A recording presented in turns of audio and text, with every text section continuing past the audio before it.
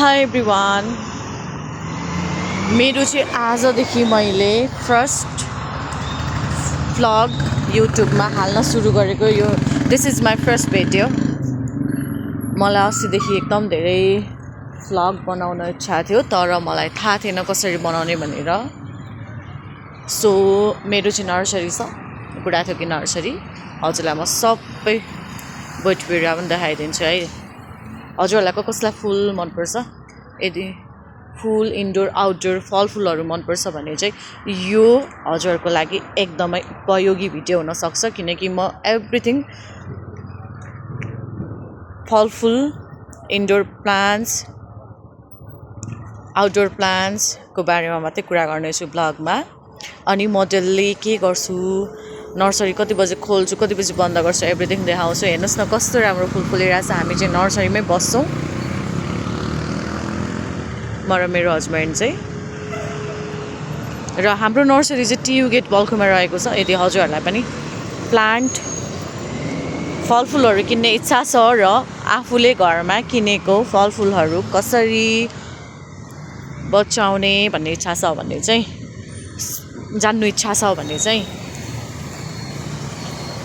मेरो भ्लग हजुरले अथवा मेरो भिडियो हजुरले युट्युबमा हेर्न सक्नुहुनेछ। हेर्नुहोस् न यस्तो रमाइलो हुन्छ राति है, बाहिर चेकिङ भइरहेछ।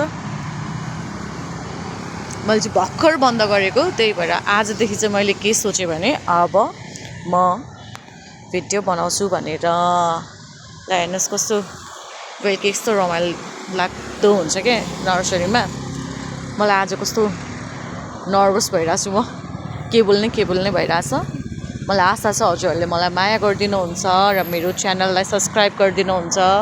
अनि हजुरहरूकोमा कुनै फलफुलहरू रोप्नु भएको छ भने म भोलिदेखि अथवा अब नेक्स्ट भिडियोदेखि चाहिँ म एभ्रिडे एउटाको केयर टिप्सदेखि लिएर कसरी हामी नर्सरीमा बोट बिरुवाहरू बनाउँछौँ, कसरी हामीले कति टाइममा बनाउँछौँ, उत्पादन गर्छौँ, एभ्रिथिङ म हजुरहरूलाई हामीले नर्सरीमा गर्ने कार्यहरू देखाउनेछु।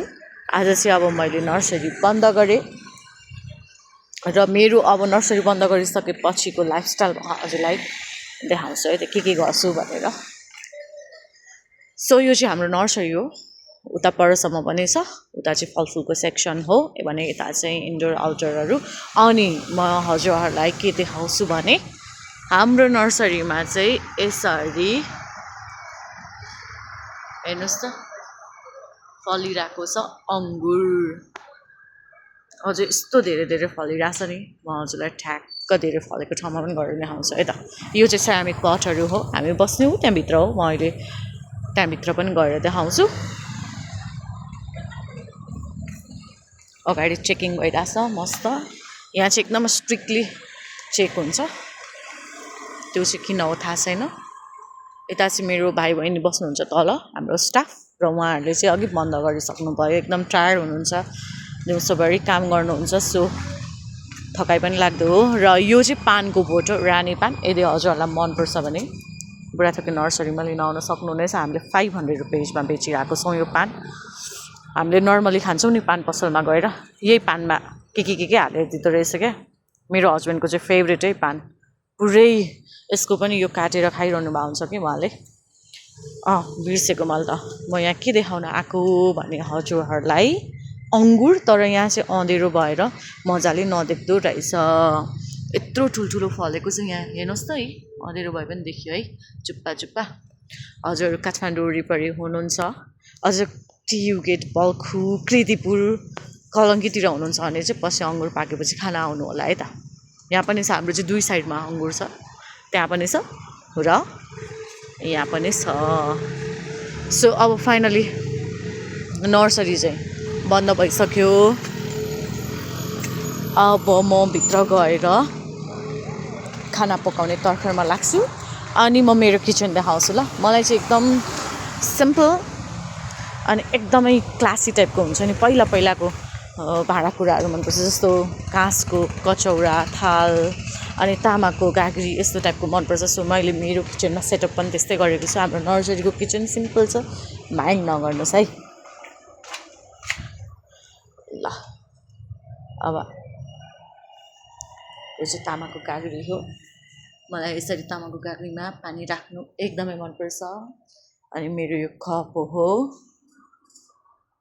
यो मेरो बोतल भयो थालहरू भयो अनि अघि न सरी यहाँनिर खाजा खाँदै थिएँ एप्पल कस्टमर आउनुभयो सो बाहिर गइहाल्नु पर्यो त्यस्तै करुवा छ यो चाहिँ मेरो हस्बेन्डको मम्मीलाई बिहामा दाइजो गिफ्ट आएको भनौँ न मलाई दाइजो भन्नु मन लाग्दैन मैले चाहिँ बिहामा गिफ्ट पनि दाइजो लिन मेरो हस्बेन्ड सो स्विट त्यस्तै ठेकीमा मैले चम्चाहरू राखेको छु है यो चाहिँ मेरो किचन सेटअप यता चाहिँ बेडरुम छ म देखाउँदिनँ मेरो हस्बेन्ड सुतिरहनु भएको छ सो उहाँलाई चाहिँ एकदमै प्राइभेसी मनपर्छ अनि यो मेरो किटली यो चाहिँ मैले सिक्किममा घुम्न जाँदाखेरि किनेर ल्याएको सिक्किमको चिनो हो यो अनि यो जारहरू हो यसमा चाहिँ टी सुगर अनि अरू चाहिँ यहाँ चाहिँ ड्राई फ्रुट छ पछाडिको पनि जार हो त्यसमा चाहिँ मैले दाल चामलहरू के राखेको छु यो त्यस्तै भइहाल्यो अनि यो चाहिँ मेरो मसलाको बट्टा हो यो मेरो फलफुल राख्ने बास्केट ओखली यस्तै छ हाम्रो चाहिँ सिम्पल छ अब यहाँदेखि बाहिर यस्तो ब्युटिफुल भ्यू देख्नुहुन्छ तर अहिले के गर्ने राति भएछ अब म नेक्स्ट भिडियोमा देखाउँछु यतापट्टि चाहिँ फलफुलको सेक्सन छ अँध्यारो भए पनि देखिरहेछ यो चाहिँ मेरो फर्स्ट भिडियो मैले हजुरलाई मेरो नर्सरीदेखि मेरो किचन पनि सबै टुर गराएको छु हामी चाहिँ सिम्पल दुईजना मजाले एकदमै खुसी गरेर बस्छौँ र हाम्रो किचन पनि यस्तै छ हजुर अनि पुराथोकी नर्सरीमा हजुरहरूलाई बिरुवाहरू किन्न इच्छा छ भने चाहिँ प्लिज डु भिजिट अस है थ्याङ्क यू